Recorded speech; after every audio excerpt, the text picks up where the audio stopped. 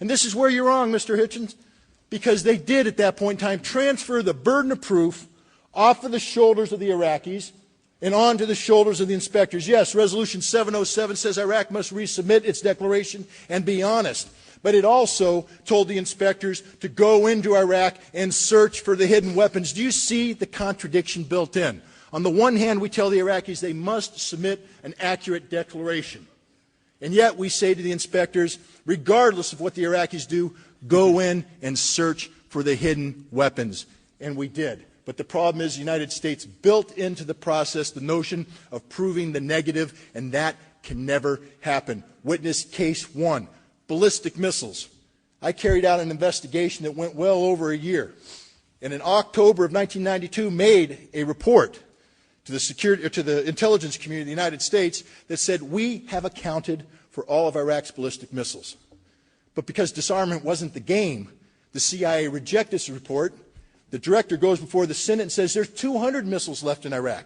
Mathematically impossible, but it doesn't matter. When asked where these missiles are, part of the equation included missiles on the back of trucks. Now, we did inspections looking for missiles on the back of trucks. In a nation the size of the state of California, how do you do this? Very difficult. We did it. We stopped convoys. We searched inside. We found no missiles. What does this mean? That the missiles don't exist? Or we just got the wrong trucks? You see, this is a process that will go on forever, and that's what the United States wanted. Not what Iraq wanted, because we now know Iraq got rid of everything in the summer of 1991. This is a process the United States wanted because the mission was not disarmament. The mission was regime change. Why?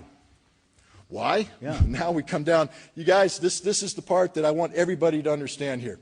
Stop evaluating Iraq from a national security perspective. You will go insane. If you evaluate America's policy in Iraq from a national security perspective, it makes no sense across the board. We destroyed Iraq's military in 1991.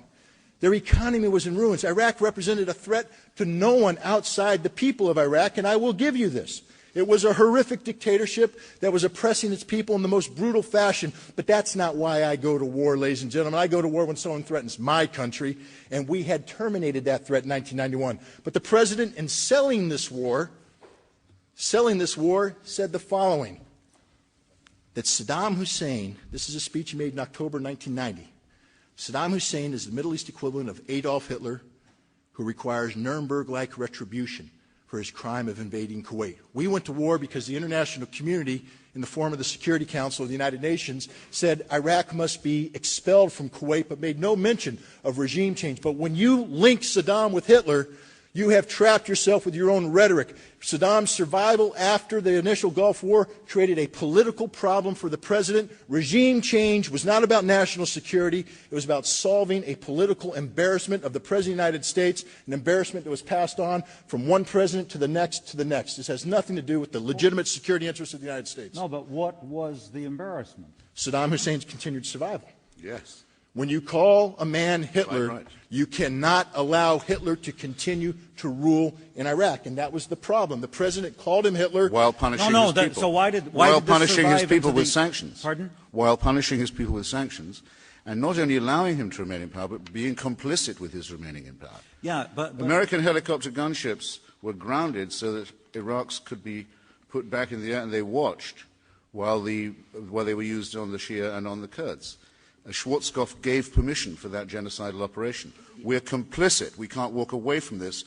Iraq is a responsibility, and I'm afraid, though I'm glad to see you nod, Mr. Ritter, but that means you can't be exhaustive when you say, no, who's cackling? Oh, it's that comedian fellow. He was okay, I thought. He cackles for a living. He's doing it again. You're supposed to be crying at this point. If you have, no, because ladies and gentlemen, if you have tears, prepare to shed them now. General Schwarzkopf, in our name, gave Saddam Hussein operational permission to commit genocide. That means we're stuck with a responsibility. That means that we are responsible for more than just our own safety. I'm sorry to say, for Mr. Ritter to argue that only in case of an attack on the United States are we responsible is fair and defensible, but it's not really enough to say it. We owe a debt to the people of Iraq. We've saddled ourselves with them, their society and their state, as our responsibility for a long time now, and we're beginning only now to begin to pay off some of that debt. by helping them into a post-Saddam era, by giving them a lot of aid, by lifting the sanctions at last, and by assisting the evolution of a federal democracy with all the hazards and disappointments that are involved. That's the very least we could have done. But the alternative was complicity with violation of the Genocide Convention, with a regime that attacked and occupied neighboring states and which harbored international terrorists, and as you must have noticed from Scott Ritter's very imposing narrative of his own experience, couldn't be trusted an inch when it came to any conversation about WMD. Well, again, Voila. here's my problem. I have no problem with the notion of your 4 definitions of how nations lose sovereignty. The problem is, with all due respect, you don't get to make that call. You can have your opinion, but when we talk about holding a nation to account, there must be due process. And to jump to the conclusion that Iraq has committed genocide without due process making that finding, to jump to the conclusion that Iraq continues to possess weapons of mass destruction without due process making that finding, to jump to any conclusion that you put forward without due process shows a total disrespect to the rule of law. And if you're going to embrace democracy, you must embrace the rule of law. I'm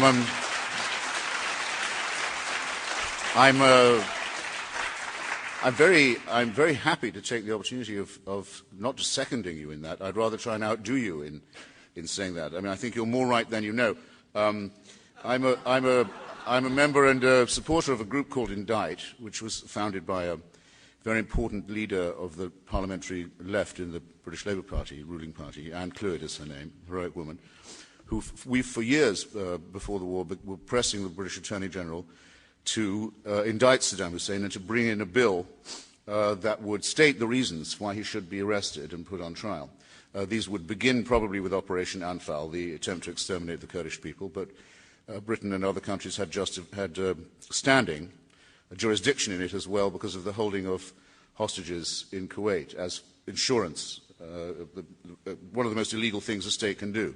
Take the civilians of other nations and use them as human shields, which had happened to many of our citizens and many of yours.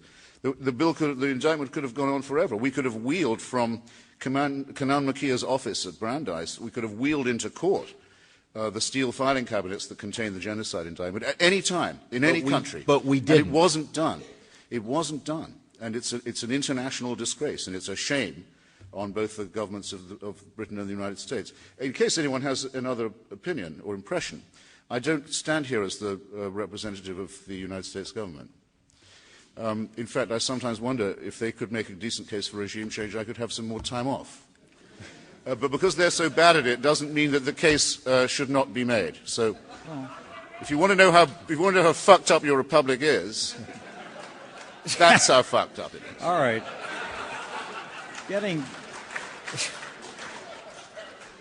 back to what the point you made that it was never about disarmament, it's about regime change, and you cite as the reason the declaration by President George H.W. Bush that he's Hitler. And you seem to make you put a lot of importance in that. Well, he said he's Hitler. After he said that, he'll lose face if he doesn't knock him off. But why would President Clinton honor any particular obligation to save the face of the president who preceded him and therefore launch another 8-year campaign for regime change because George H.W. Bush said 8 years ago that, well, you know, this guy is Hitler, but so is it really credible to say President Clinton felt he had to salvage the honor and integrity of his predecessor who made the remark that this man is akin to Hitler? Well, again, the short answer to that is domestic American politics. The long answer is that, look, George Herbert Walker Bush had a political problem with the continued survival of Saddam Hussein, one that the CIA remarked on in March 1991 with an estimate that said Saddam Hussein has but 6 months to live if we can continue to contain the man with economic sanctions. This will destabilize him, and this will promote the coup from within. It's wrong to say regime change early on, because the first Bush administration had no intention whatsoever of changing the regime. They wanted Baathists in control. They wanted a Sunni-dominated dictatorship in control because they